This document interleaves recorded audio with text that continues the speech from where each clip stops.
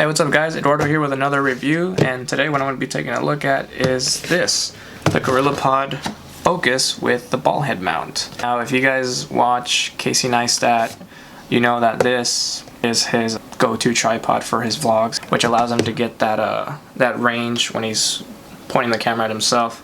But besides for vlogging, this tripod is very versatile. With the bendable legs, definitely allows you to be more creative with your shots and stuff like that. Anyways, when you get it, it comes in this package like this, and then you just simply take this out, and then you have the thing, take that out, that there, and then this is it. It's actually a lot smaller than I thought when I took it out of the box. I thought it would be a little bit taller, but so in terms of the design, this tripod has the aluminum sockets here, these legs. That's why they're all nice and silver shiny looking. The max that it can hold is up to 11 pounds, so you know, a DSLR with external microphone and a pretty heavy lens will be able to go on this, and that's why you have the aluminum legs, because you don't want to put something that expensive and then have it just, you know, tip over and break. Ball head mount, this thing comes on the top. So this little X thingy here is the release plate. It's not a quick release plate because you actually have to unscrew this and then boop, take it off. And I actually really like this because it's really simple to add to a camera. You simply just take it off, and then on the bottom you have this little thing so you can screw it into the bottom of your camera. And then once you've actually put it at the bottom of your camera, you just simply put it back on and then press it back. What this allows you to do, so you have 3 knobs, that one obviously for the release mount, and then this big one is so that you can move the ball head. So if you really release it, it's actually pretty darn smooth. I did not think it was going to be like that, but it's really awesome. And then you can also invert it, or not invert it, but you can even put it into a 90-degree angle for if you're taking photos, for example, and you want to take a picture of yourself or your friends, invert it or put it like this, 90 degrees, and then you have a vertical shot going. But for every other use, I mean, you can get creative with this. Like I said, it's really cool to use. And then this little one right here, this is actually so you can pan, which I was really surprised by how well this thing can pan. It's just like super smooth.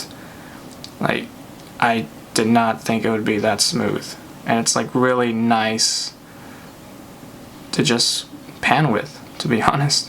What appealed to me when I was looking at this tripod, not only am I a big fan of Casey Neistat, and you know, he makes it look so cool to have one of these, it was also because it will allow me to be more creative and have more fun making videos. Because of the bendable legs, I will be able to place this tripod in areas and tight corners that I wouldn't be able to otherwise if I were using other tripod that I have, which if you haven't seen it, I also have a video on that one. I also just got my hands on the most recent Canon EF 50mm lens. Be sure to subscribe and keep an eye on the lookout because I will be reviewing this one next. Just to give you an idea of how I've been using it, or how you might be able to use it, here are some examples of different ways that you can apply this to your video making.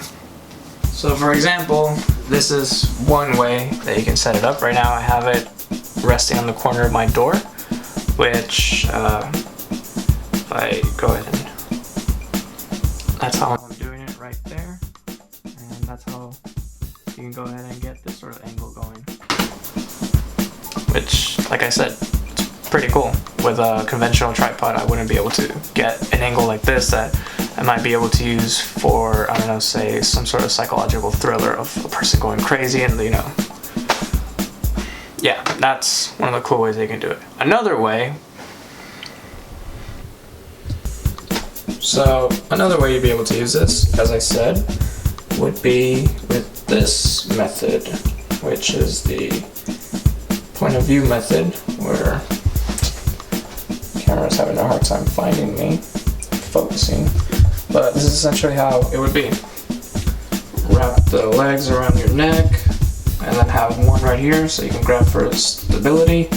You just go around and doing that. So you'd be walking, and you just have your hands up in front, you know, getting ready to fight or holding a gun for an action movie. Or if you were doing some sort of thing where somebody's typing, just do like that. Look up at the screen, look back down. Another way that you can use this tripod. This would be another good example of how you can use this tripod.